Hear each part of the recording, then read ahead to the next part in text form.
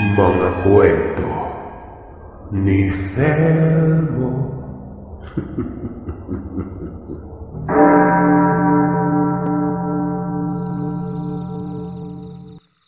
Napasimangot ako nun. Hindi namin binanggit sa kanya si Manang Oka pero gaya ng sinabi nito, kilala niya ang presensya ng katawan ko. Bagay na medyo nakumbinsi din ako noon na wala ngang sumusunod sa akin. Umuwi na lang kami. Binigyan ko ng pera ang albularyo pero hindi niya ito tinanggap. Wala naman daw kasi siyang ginawang gamutan. Mabuti sana kung may nangyaring ritual at kung ano mga proseso. Natural na manghihingi daw talaga siya ng bayad nun. Kabuhayan niya kasi ito. Habang papauwi ay napakatahimik namin ni Simon. Naglalakad lamang kami. Magkakatitigan kami tapos bigla na lang tatawa na para bang kapwa hiniwalayan ng mayamang katinuan. Gabing-gabi na nun. Hinaya ko si Simon na kumain. Doon banda sa may kanto ito ng Piapi. Maliit na karinderya ito. Hindi po kasi talaga ako nakapananghalian eh. Nasa gilid lamang ito ng kalsada. Marami ang kumakain. Sa hindi ko inaasahang pagkakataon, habang nakaupo kami sa maliit na lamesa, napalingon ako sa isang babaeng paparating. Napasimangot ang mukha ko noon kasi nga, kamukha siya ni Jinky. Tumayo ako at kinalapit ko si Simon. Kako, tingnan niya ang babaeng paparating. Saglit akong napabaling sa ibang direksyon. Pagbalik ko ng tingin sa babae, naging isang matandang lalaki na ito. Saan? Wala naman eh. Yan? Lalaki naman yan, pinsan. Langiyang yan. Namamalikmata na ako. Kumain tayo na marami. Punyemas talaga tong aswang na to. Matapos naming kumain ay tinitigan ko yung matanda na dumating. Kumain din kasi ito. Bigla akong kinabahan ng pumihit ng dahan-dahan ang mga mata nito sa kinaroroonan namin. Sabay ngiti na parabang model ng Colgate. Nakayuko lang yon pero ang mga mata, nakatitig talaga sa akin. Pagkalabit naman sa akin ni Simon, nakita kong nakayuko na ito at abala sa kakakain. Yung tipong wala lang. Ano na naman yan? Tara na, langya naman to. Pati ako mababaliw na ata eh. Wika ni Simon. Napapailing na lamang ako sa mga puntong ito. Naisipan kong daanan ng dati mga ka-boardmate na sina Marlon at Jack. Gaya ng sinabi ko ay sa may bandang tapat ng Freedom Park sila nangungupahan. Sa bandang looban. Sinabi ko ito kay Simon. Punta namin. Makamusta mga ito. Pumayag naman si Simon. Tama lang daw dahil wala talaga siyang pulidong tiwala doon sa albularyong si Mang Coco. Alam niya umano kung gaano kagaling ang aswang, lalo na yung nangyari sa akin na dumaan muna ako sa pagkalito. Tapos sa huli, totoo pa lang talaga na inaaswang. Para kasi magkakaparehas lamang ang nangyari. Nang makarating kami sa inuupahan nila Marlon, saktong-sakto at kakarating lang din ng mga ito. Nagkausap na kami ni Simon na huwag banggitin ang tila delusyon namin sa mga ito. Kakamustahin lang at pakikiramdaman ang mga reaksyon. Ay na nga, ayos lang naman umano. Pero itong si Jack, walang saktong tulog. Parang kinapitan ng insomnia. Tapos nakakaidlip naman, pero nagigising kaagad at nagsisisigaw dahil nga may aswang umano. Ito nga bumili ako ng ferrous sulfate. Namumutla na kasi ako. Siguro na-trauma ako sa nangyari. Kasalanan mo to eh. Teka, kamusta na pala kayo? Parang kulang din kayo sa tulog Wika ni Jack. Wala. Natural lang kukulangin talaga sa tulog dahil exam naman eh. Sagot ko nun. Hanggang sa nagsalita itong si Marlon na siyang nagpasimangot talaga sa mukha namin ni Simon. Ayon dito, kagabi daw sana ay gagala sila sa amin. Nakatambay na sila sa may bandang Good Shepherd nun. Kumakain ng balot doon at aalis na sana. Pero parang napansin ni Marlon na may naglalakad sa pasilyo na babae. Patungo pa ito sa iskinita kung saan dito na ang aming banda. Kawangis daw yun ni Jinky. Nakapulang damit at itim na pantalon. Hindi ako sigurado pero parang si Jinky yun, pre. Lumiko pa yun sa iskinita eh. Kaya hindi na lang namin binalak pa na bumisita sa inyo. Malay nyo, totoo pa lang talaga si Jinky yun kahit niloloko ko yung sarili kong namamaligmata lang ako. Sabi ni Marlon. Nagkatitigan kami ni Simon. Nagtanong ako kay Simon kung naaninag ba niya ng gusto ang suot nung parang si Jinky. Tumango si Simon at nagwika ng nakapula. Basta nakapula siya at parang itim yung pantalon. Di ba nakita mo din yun? Ano ba sa tingin mo? Sandali. Ano ba yung mga pinag-usapan nyo dyan? Nakita nyo si Jinky kagabi? Matapos sumabat ni Marlon ay napatulala ako ng saglit at lumabas ng silid na yon. Iniisip kong maigi yung nakita ko. Tingin ko ay nakapula talaga yon kahit medyo madilim. Nakasalansan na sa isip ko ang sangkatutak na pagkalito. Hindi ako bumalik sa loob ng silid nila noon. Imbes ay naglakad ako palabas ng lugar. Nagtungo ako sa Freedom Park na para bang walang kaluluwa. May parte sa akin na naniniwalang hindi ako sinusundan ng aswang. May lulan pa yang payo mula kay Mang Coco pero may parte din na sinusundan talaga ako noon. Hindi ko namamalayan na itong hayop na si Simon ay nasa likod ko na pala. Kinalabit ako nang wala man ng pagtawag sa pangalan ko kung kaya nagpagulong-gulong talaga ako sa may bermuda habang sumisigaw. Pagkasipat ko na siya pala yon, kamuntikan ko ito masapak. Sinabi niya na lang daw ang totoo kay Marlon. Kasi para maging isa na ang pag-iisip namin. Na yun na nga at may nangyari talaga kagabi. Itong sila Marlon at Jack ay nasa may bandang bukana ng parke. Sa tabi na yon ng National Highway. Nakatayo ang mga ito at balisa ang muka. Hanggang sa nag-usap kami noon sa kung ano ang mga gagawin namin. Nag-aya itong sila Marlon na lumipat kami sa silid nila o inuupahan. Okay naman kung iisipin. Bale, ayos ang desisyon na ito. Pero parang wala ding silbi yun dahil alam ko namang masusundan at masusundan din ako. Kako, doon na lang kami sa inuupahan namin nun. Abay, ano bang nakain itong dalawa at kung hindi kayo sasama sa amin, kami na lang isasama sa inyo. Magsiksikan ulit tayo dun. Tsaka naiisip kong hindi na ito maganda eh. Bakit hindi na lang tayo lumaban? O wala tayong mapagsabihang iba. Wala nga tayong kaanak dito. Tayo lang yung magkakakampi. Tapusin na lang kaya natin to, ano? Para makatulog na din tong si Jack. Nangangayayat na eh. Lumalaki lalo yung mga mata. Nang marinig ko ang mga sinabi ni Marlon, naalala ko ang payo ng albularyo. Ang maging matapang. Napatango talaga ako noon at napukaw ang pagiging desperado ko. Wala na, di ba? Hindi kami tinatantanan eh.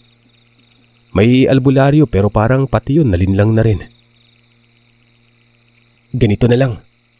Huwag kayong lumipat at sumama sa amin. Kasi nga magkakagulo dun eh.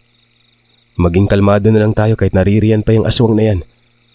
Total hindi naman yan gagawa ng aksyon kung may makakakitang iba, di ba? Kung sinusubaybayan niya ako tapos damay na kayo dito susubaybayan na rin natin. Babagatin.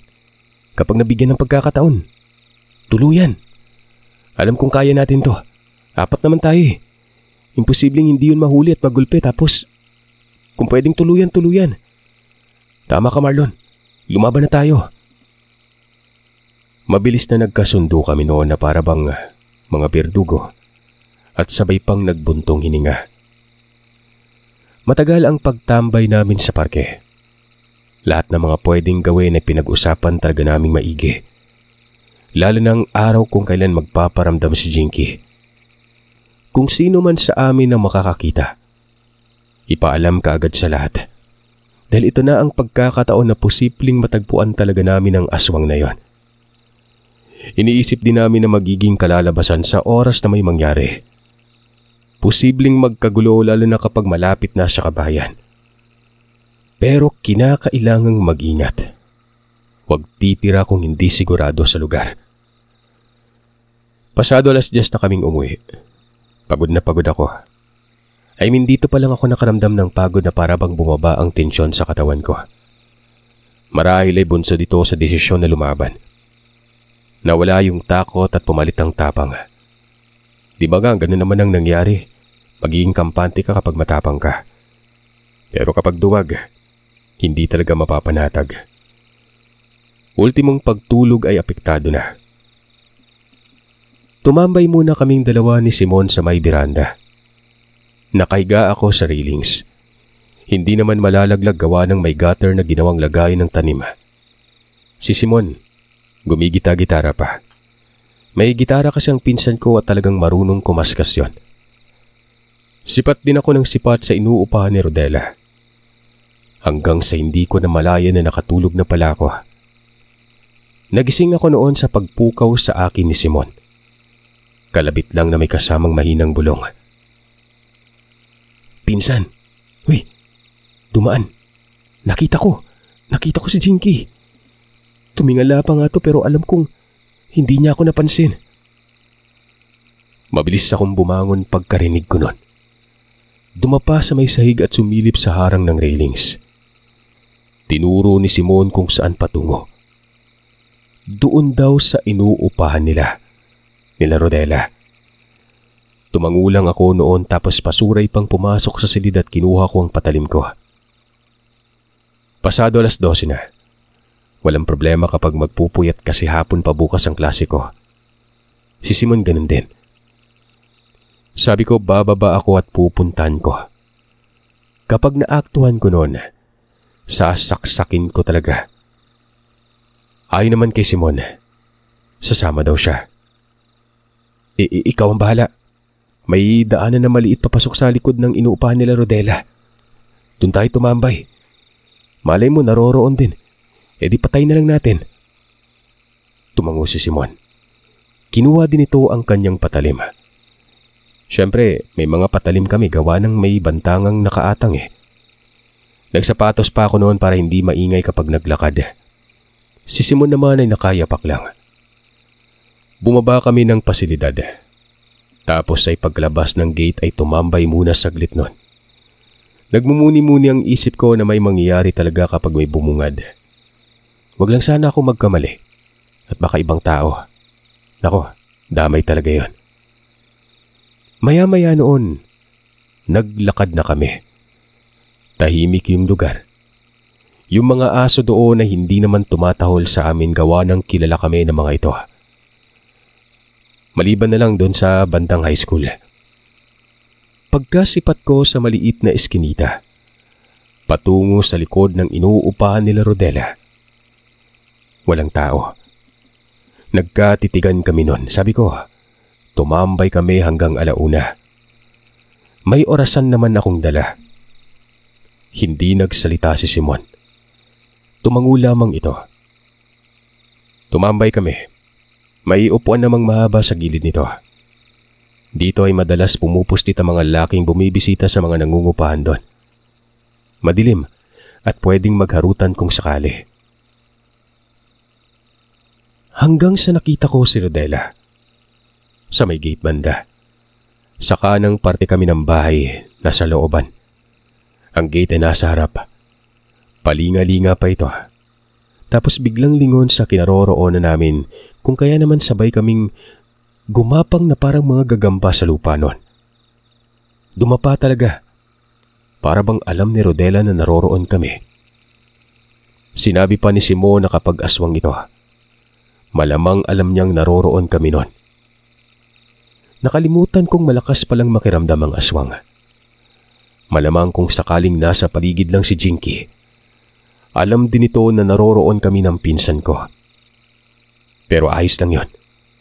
Pabor nga kapag alam dahil hindi na kinakailangan pang hagilapin at kusang lalapit yon. Ang bakod doon ay kalahating semento, kalahati mga bakal na may patulis ang dulo na parang rehas. Ang mga ulo namin ay nakaumang sa rehas, pero may mga tanim naman na santan. Sa loob ito kung kaya hindi gaano kalaro. Nakatayo lang talaga si Rodela. Tapos ilang sandali pa, may tumayo mula doon sa may taniman na parang anino lang, pero naging imahe ito ng babae. Yun ay walang iba, kundi si Jinky. Napakalapit lang talaga nito sa kinaroroonan namin noon. Bali mula sa amin ng pinsan ko hanggang sa 4 na di pa lang siguro. Bigla pa itong lumingon sa amin kung kaya naman tumayo na ako at pinandilatan ko ito ng mata. Silang dalawa ni Rodela ang nakatingin sa amin ni Simon. Kamusta? Hindi ka ba napagod? Hanggang dito ba naman? Ano Rodela? Sinungaling ka. Dinahilan mo pa yung nanay mo na ospital. Isa ka pang hayop eh. Ngayon, ano na? Wika ko noon ng walang pag-aalinlangan. Ngumisi si Jinky. Dahan-dahan naman itong humakbang papalapit sa amin noon. Itong si Simon ay hinihila ang salawal ko kung kaya't kinutusan ko gawa ng mahuhubaran ako noon. Hanggang sa nagkaharap na kami ni Jinky. Ang pagitan lang ay ang bakod. Sumampa pa ito at para bang hahalikan ako. Sinisipat ko ang rehas. Nakaamba na kasi ako noon ng pagsaksak. Baka sumablay eh. Ayos lang naman ako, Rick. Hindi mo ba ako na-miss? Ang tagal kitang hinanap. Napalipat pa ang kapatid ko dito sa Dumaguete at naririto ka lang pala. Kapatid ko si Rodela. At kung inaakala mong masasaktan mo ako niyang hawak mo, nagkakamali ka. Tapang mo ngayon ha. Alam mo ba yung kayang gawin ng isang aswang? Wala akong pake. Kapatid mo paling hayop na yan. Sabi ko na nga ba, kung gusto mo may mangyari at wala makakaalam ha, lumabas ka dyan. Sumunod ka sa akin. Tayo lang dalawa doon sa may sementeryo. Aantayin kita doon. Teka Rick, sama ako. Dalawa sila eh. Tig-isa tayo. Loko ka ba? Magpapakamatay mga tayo, di ba? Ito na, patas na kung patas. Sabat ni Simon. Hindi nagsalita si Jinky. Nakikita kong nagiging aligaga ang mukha niya na parabang natinag sa mga sinabi ko. Hanggang sa umatras yon. Pagsipat ko naman kay Rodela ay wala na ito doon banda sa may gate. Napapamura ako tapos lingon sa bawat gilid at baka nasa tabi lang ito. Nagkasabayan pa kami ni Simon. Paglingon naman namin kay Jinky, wala na rin ito doon. Nagkatulakan kami patungo sa labas. Sinipat namin doon pero wala. Pinasok pa namin ang gate. Sinuri ang mga tanim pero wala pa rin. Napakabilis maglaho. Hanggang sa... Tao po! Tao po! Tawag ko sa primerong silid doon. May lumabas na medyo tsabing babae. Nagtanong ako so kung pwede bang makisuyo kay Rodela. Kako, siya na lang ang kumatok kasi nga bawal ang lalaki. Dagdag ko'y emergency lang.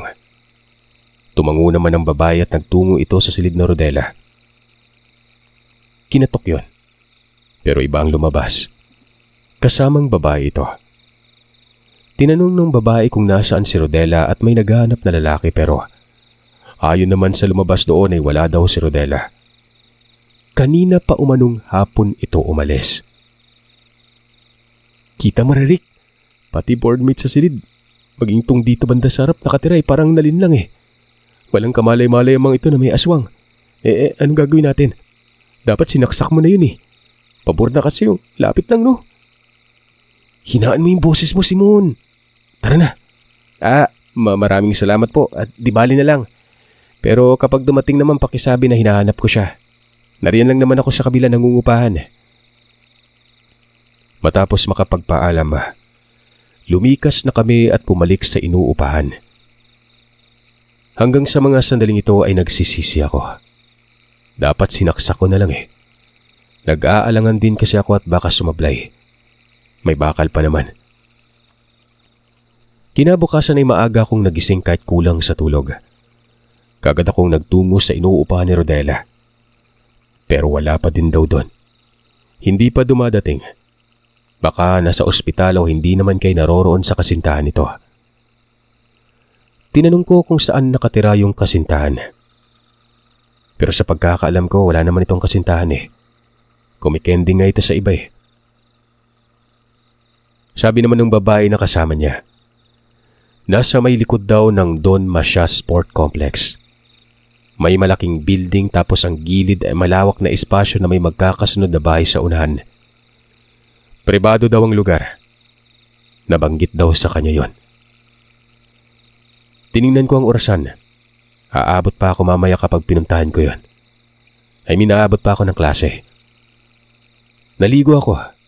Tapos naghanda kaagad sa pag-alis. Tulog pa si Simon. Hindi ko nalang ginising. Umalis ako at patakbo pa talaga. Malapit lang naman itong sports complex na ito. Sa sementeryo na ako dumaan tapos pumanik lang sa bakod at yun ang field. Angat na ang araw at masakit na rin ang tama nito. Sa likod lang daw eh. May sangahang daanan dito. Nakita ko na ang lugar. Compound. Pribado man yon pero pinasok ko talaga ng walang ano-ano. Okay naman yung datingan ko kaya hindi ako mapagkakamalan nun. Iniisa-isa ko yung mga bahay. Hanggang sa yung ikatlo, nakita ko si Rodela. Natulala talaga ito na parabang nagulat nang makita ko nun. Nasa pinto at may hawak pang sipilyo. Sinipat ko kung may kasama. Isang matandang babae. Parabang kilala ko ng matandang babaeng ito. Paano ba naman nung sumilip yun sa bintana ay kaagad sinara na parabang nahiya. 2 palapag ang bahay. Magkakadikit lang ito na apartment. Lumapit ako at nang isang dipa na lang, nagtanong si Rodela sa kung ano ang sadya ko at bakit naroroon. Mama, ang maangan ka pa. Parang hindi mo alam ang nangyari kagabi. Kapatid mo si Jinky. Alam mo bang pwede kitang patayin ngayon? Ang sabi ng Rodela, wala daw siyang kinalaman sa pinagsasasabi ko. Kakalabas lamang ng ospital ng kanyang nanay. Doon daw siya pinuslit. Nagdidelusyon daw ba ako? Kung may sira umano ang isip ko ay magpatingin na ako. Napaka-weirdo ko na umano. Huwag mo akong pinapaikot. Nasa bahay ka daw ng kasintahan mo, sabi ng kausap ko . Pero ano to? Kasintahan ba yung matandang dyan? Nasaan si Jinky? Sabihin mo sa akin dahil kung hindi papatayin kita ngayon. Hindi ka agad nakapagsalita si Rodela. Pasipat-sipat pa ito sa kasama. Hindi ko naman na makita yung matanda. Pero alam kong naroroon lamang ito sa gilid niya. Animoy bumagsak itong mukha ni Rodela. Nagsalita ito at sinabing, totoo umano ang nangyari kagabi. Pero hindi niya kapatid si Jinky. Nakilala niya lang ito sa may eskwelahan. Huwag daw akong maniniwala doon kasi nga magaling yun manglinglang. Sa mga sandaling ito, ano na naman ang naisip ko? Siguro sa pamamaraan sa kung paano magsalita si Rodela. Medyo malumanay at parang nagmamakaawa pakinggan. Nanginginig pang labi. Lahat umano ng mga nangyari. Kagagawan daw yun ni Jinky. Alam niyang si Jinky ay isang aswang dahil inamin naman daw ito sa kanya. Sumunod na lang siya sa mga ipinag-uutos kasi natatakot siya na baka patayin. Nakiusap din ito sa akin na huwag ko umanong idamay siya nun dahil wala daw siyang atraso sa akin nun. Tsaka mabuti naman ang pakikitungo niya sa kabila ng kautusang nakaumang mula kay Jinky. So anong gusto mong palabasin? Na magkakasabwat kayo tapos pumapanig ka na sa akin ngayon. Ganun ba? Pakilinaw nga kasi patayin talaga kita. Nasaan si Jinky? Sinabi ni Rodela na pumapanig daw talaga ito sa akin. Katunayan siya ang dahilan kung bakit minsan umano ay hindi natutuloy ang pagbisita ni Jinky noon. Umaalis daw siya doon sa inuupahan. Hindi ko daw ba nahahalata? Naririyan nga siya. Hindi siya babalik doon. Baka bukas ay kukunin niya yung mga gamit niya doon. Wala daw siyang alam kung nasaan si Jinky. Pero nagpapakita lamang daw ito sa kanya ng bigla noon. Maging siya, inaalam niya kung taga saan ba pero wala. Napakahirap umano. May nakapagsabi daw sa kanya na taga Toledo. Yun lang. Pero hindi naman daw siya nagpupunta doon. Yung pagsisinungaling niya umano, dulot umano ito ng kautusan ni Jinky. May sakit ang kanyang ina. Baka kung ano umanong gawin ni Jinky sa kanila. Pagkatapos niya magsalita ay tumalikod ako noon. Hindi ko alam kung nagsasabi ba ito ng totoo. Basta may nagtutulak sa akin na gawin ang pinaplano ko. Pero ayun, kinakain na naman ako ng konsensya noon. Naisip ko na lang na kapag naaktuhan ko si Jinky, papatayin ko na talaga. Huwag lang makikisali dito si Rodela. Dahil sa oras na magkamalay ako ng kakaiba sa kanya, ay hindi ko na rin palalampasin pa yon. Pagkarating ko sa inuupahan, gising na si Simon. Nagtanong pa ito sa kung saan daw ako galing. Sabi ko naman ay pinuntahan ko si Rodela. At yun, nalaman kong walang kaugnayan ito kay Jinky. Pero hindi buo ang tiwala ko doon. Hinahanapan ko yun ng pagkakamali bilang pruweba ng maging makabuluhan naman kapag pumatay talaga ako. Nalalaso na naman ang isip mo, Rick. Inamin na nga ni Jinky kagabi, di ba, na kapatid niya si Rodela. Paano tayo kikilos ng tama kung magpapadala pa din tayo sa pagkalito? Di ba nung nasa parke tayo, anumang panglilin lang, bira kakad, huwag antay na maunahan tayo. Naiintindihan naman kita, Simon. Kung nahihirapan ka, mas nahihirapan ako. Hayaan mo muna ako makapag-isip. Ibigay mo muna yung mga sandaling to sa akin. Ako muna yung kikilos. Nagbago lahat eh. Sabihin mo sila Marlon na ako muna pakiusap. Hindi na nagsalita pa si Simon. Para bang ayaw kong pumasok sa klase noon. Gusto kong tapusin ang lahat sa araw ding ito. Kaya lang exam eh. Nahati ang atensyon ko. Kinakailangan kong resolbahin ang pag-aaral ko at kinakailangan ding resolbahin ang problema ko sa mga ito. Kulang na din sa oras kapag isang guni ko pa sa mga magulang ko. Wala akong mapagpipilian kung hindi ang pagsabay na lamang yon. Katunayan, gaya ng sinabi ko ay inaako ko na lang imbis na magkakasama kami, dapat nila Simon. At yung dalawang makukulit na nasa tapat ng Freedom Park na katoka. Napagtanto ko kasi na mas malaya akong makakakilos kapag mag-isa. Yung tipong walang inaalala. Total sa tingin ko, ako pa naman ng pangunahing puntirye. Pagkatapos ng exam, dito na ako bumuelo. Pwede akong lumiban gawa ng tapos naman na ang pagsusulit at ang kasunod na nito ang pagkolekta sa mga class cards. Kako bahala na. Si Simon ang nagkukonsumisyon. Maging ang dalawa pa noon ay malaki na ang naging problema sa akin. Doon nga sila tumambay na sa paupahan sa Orchids eh. At inaantay ang pagdating ko kapag umaalis ako sa gabi. Buo na ang loob ko. Makikipagtablahan talaga ako noon. Hindi na bumalik si Rodela. At totoo yung sinabi niyang paglipat. Dinadalaw ko ito para makasigurado. 2 linggo. 2 linggo na lang ay uuwi na kami noon sa Santander. Tapos na yung first sem nito. Pero bago mangyari yon, dapat ay tapos na rin ang problema ko. Itong si Rodela ay gumagaan ng pabalik ang loob ko sa kanya. Nakilala ko na nga ang matanda. Si Manang Alicia. Maliksi pero parang may saltik sa utak kasi nga kapag nakikita ko ay nagtatago yon. Sinabi naman ni Rodela ang dahilan. Ang sabi niya ay alam na kasi ng nanay niya ang patungkol sa aswang. At nabanggit na rin ito ang patungkol sa akin na parang gusto nang pumatay. Kaya umano natatakot yon. Mayroon nervyos kasi ang nanay niya. Magkakasunod na araw akong nagmamasid sa gabi. Magkakasunod na araw ding nakatoka sina Marlon sa boarding house namin. Katagalan ay gumagaan na rin ang pakiramdam nila, lalo na't umuuwi ako noon ng maayos.